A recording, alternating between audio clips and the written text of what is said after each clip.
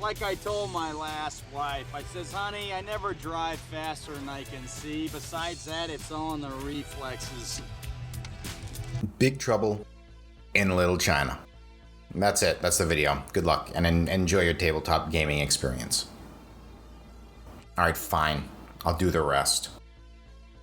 With the advent of the new Monster Manual, which I have not seen, although it is releasing in 2 days of the writing of the script, regardless, from what I've seen, the reviews say that it's got some big monsters in it. And I figured I wanted to make something that could be really like a cool big bad. So today, we're tapping into a fine work by the man, John Carpenter, with his 1986 classic, Big Trouble in Little China.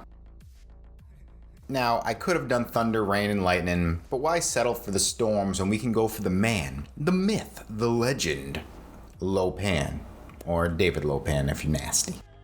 But first, let's talk a little bit about the film.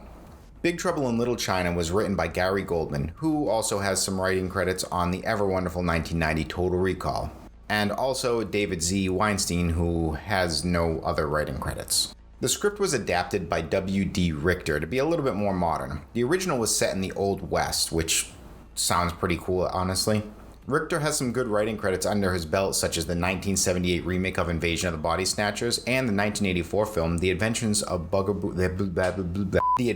Buckaroo Banzai Across the Eighth Dimension. The film stars Kurt Russell as Jack Burton, with more stupid-ass quotes than you can shake a stick at. Tall guy, weird clothes. First you see him, then you don't.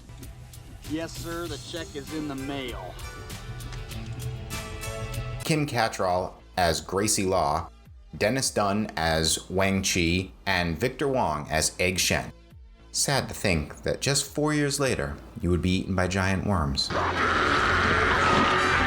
The man of the hour, Lo Pan, was played by James Hong, who has a novel for his filmography, including uncredited voice work in Godzilla King of the Monsters, that's the American release with Raymond Burr, not the classic Gojira, Blade Runner, Revenge of the Nerds 2, Nerds in Paradise, in a minor but great role. Fuck you. Who died and made you God? And more recently, he's the voice of Mr. Ping, Poe's father in Kung Fu Panda. Well, adopted goose dad. Trust me, there's like way more. The man's been in over 150 films. The film's plot centers around Jack Burton helping rescue his friend's fiancée from a crime ring in the San Francisco Chinatown, only to find out there's a bigger plot to use the fiancée to restore a centuries-old sorcerer's physical body through a wedding. They just don't make movies like this anymore, people. They don't. Also, there's another girl that he's rescuing who's the hot blonde. The movie was actually a commercial failure. The world it wasn't ready for it because it would go on to become a cult classic. And in 2014, Boom Studios also produced a comic run that functioned kind of as a sequel to the film. The run ended in 2016, but then in 2017, a new comic was announced called Big Trouble in Little China, Old Man Jack, which looks to have ended in 2018 after an 11-issue run. There are 3 volumes of hardcovers as well. I've never read any of these, and they seem like they're kind of hard to find now, which is sad. If any of you have read them, please comment below and let me know what your thoughts are. If I can get my hands on them, I'll be sure to read them and let you know. But since I have not, I'm going to solely focus on the film version of Lo Pan for the build. So with the background out of the way, let's hop aboard the old Pork Chop Express and talk about the well-dressed, what are those nails for, Lo Pan, incorporeal, wetter of 2 women just to be safe, Lo Pan. Lo Pan, a centuries-old great warrior and powerful wizard, specifically the wizard, was defeated in battle by the first sovereign emperor, Jing Shi Huang. I probably said that wrong because I'm really good at butchering any names that come out of any Asian countries. This emperor that beat him placed a curse on him called the Curse of No Flesh. This means that Lo Pan is incorporeal most of the time and can make sacrifices to gain a solid body for a limited time. His ultimate goal is to marry a woman with green eyes to lift said curse. Over the years, he's built an army called the Wing Kong, which is also the name of the front of all of his criminal activity, the Wing Kong Exchange. This front hides an extensive layer. Ooh, layer, you say? I know I'm excited about layer actions too. As for his powers and abilities, firstly, he's functionally immortal since the curse. If Lo Pan were to have completed his ritual and sacrificed his bride, he would have been able to be made flesh and keep all his godlike powers. So that would have been a nice little boon for him. Lo Pan is also intangible and capable of emitting beams of light that cause temporary blindness. He can also hypnotize people, because why not? Lopan can create energy beams, which, interestingly enough, take the form of warriors when locked in a DBZ-style beam struggle, but without the struggle, it's just a plain old laser beam. Lastly, Lopan can control demons via the use of his dark magic. This comes with a fun little curse though. Whoever kills Lopan would inherit those dark powers and the demon control. This is something that gets panned out more in the comics from what I gather, but again, not using them for anything. Now let's see how we can make him an interesting tabletop monster. Lopan, the Evil Dream. Medium humanoid, chaotic evil. Armor class 18 with an incorporeal shield. Hit points 294, speed 40 feet, strength 16, dex 18, con 22, int 22, wisdom 17, charisma 22. Skills: arcana, deception, insight, and persuasion. Damage resistance, necrotic and psychic. Damage immunity, lightning and poison. Condition immunity, frighten, charm, paralyze, poison. Senses: dark vision up to 120 feet, passive perception 13, languages: common, infernal, draconic, and celestial. Challenge rating 20. Traits: you're going to see some inspiration from the Lich here, so innate spellcasting. Lopan spellcasting ability is charisma. Spell save DC 21 plus 13 to hit with spell attacks. He can cast the following spells innately without needing materials or components. At will, he can do detect magic, mage hand, mirror image, shield, and flame strike. 3 times a day, banishment, blight, wall of force, and once a day, power word, kill. Legendary resistance, 3 times a day. If Lopan fails the saving throw, he can choose to succeed instead. Magic resistance, Lopan has advantage on saving throws against spells and other magical effects. And the Evil Dream, when Lopan casts a spell, he becomes intangible for 1 turn. While intangible, he is immune to all physical damage and any status effects are cleared. This can only occur once every 3 turns. Multi-attack, Lopan the Evil Dreamer makes 2 Celestial Sword attacks and 1 Mystic Beam attack. Yes, in the movie he never really uses a sword that I can recall, but he was a warrior, so here's a little nod to his warrior. Celestial Sword is 12 damage or 2d8 plus 3 force damage, and Mystical Beam is a range attack, 20 to 60 feet, single target, hits 74 damage or 11 d12 plus 3 psychic damage. Because it can become a cool sword samurai thing, and that's just badass, alright? That's badass.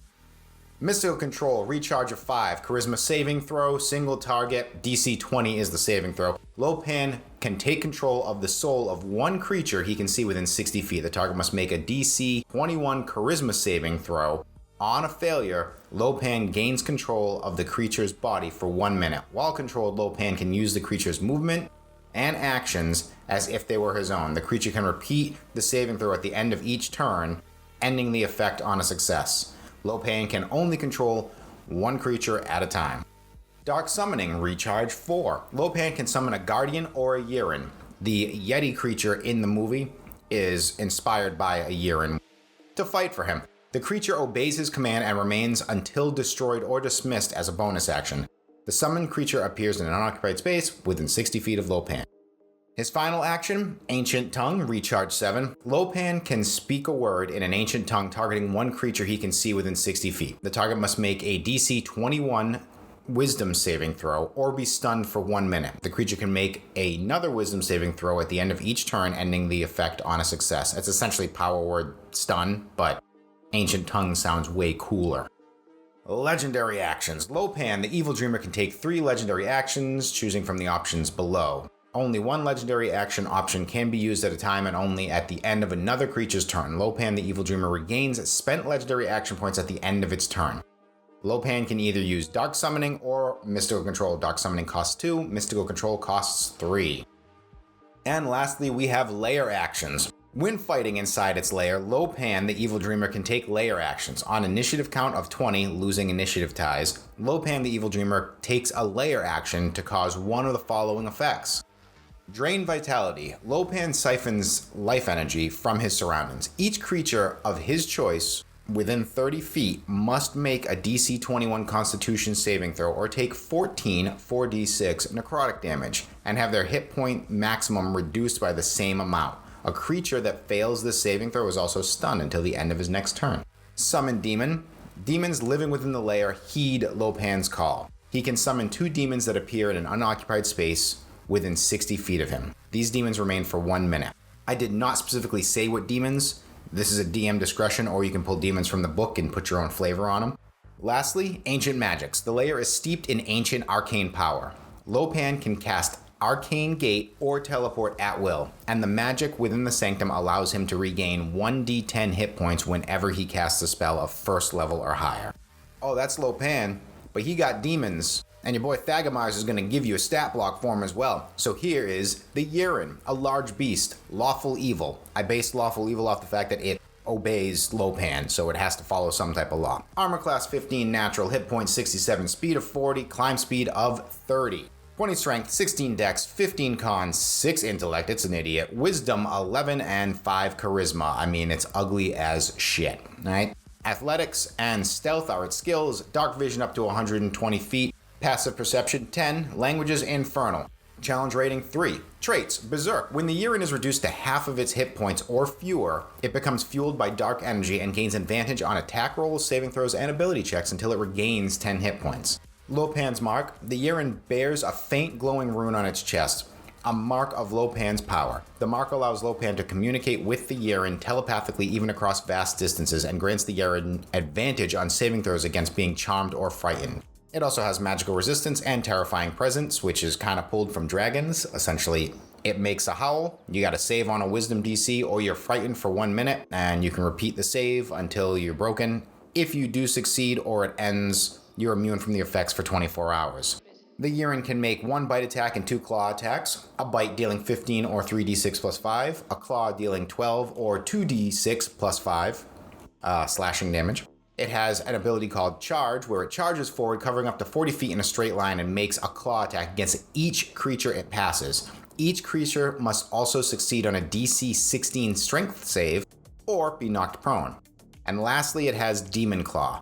The Yirin channels dark energy into its claws. The next attack it deals an additional 14 or 4d6 necrotic damage. Well, that was a lot. Thank God. Oh, wait, no, there's more. The Guardian of Lopan. Small aberration, lawful evil. Armor class 13, hit points 38, fly speed 60, strength 6, weak little bitch, dexterity 16, con 14, intellect 10, wisdom 12, and charisma 12. Skills, perception and stealth, dark sense 60 feet, passive perception 15 feet, speaks infernal, challenge rating 1/8. Traits, ethereal sight. The Eye Guardian can see 60 feet into the ethereal plane. Why the fuck not, right? Guardian of Lopan. The Eye Guardian is a manifestation of Lopan's will. If Lopan is within 120 feet of the Eye Guardian, it can use its action to grant Lopan advantage on wisdom saves or perception checks, and sight-based attack rolls for 1 minute. Hovering Scout. The Eye Guardian can remain completely still while hovering, allowing it to blend easily into the surroundings, granting it advantage on stealth checks to hide when in shadow or dim light. Magical resistance, just because why not, and telepathic bond. The Eye Guardian can communicate telepathically with Lopan. Its only action is Mind Probe, recharge of 5. The Guardian can use its telepathic connection to probe a creature within 60 feet. The target must pass a DC 14 wisdom save or have its thoughts and intentions revealed to Lopan. If the target fails, it suffers disadvantage on the next saving throw or attack roll against Lopan. Okay, that's actually it this time. I only did those. I didn't do the weird little bug fish monster that was in the sewer as well. I was gonna, but I didn't because there was not really much to go on. It's just like a weird little thing. Overall, this is like a super fun build.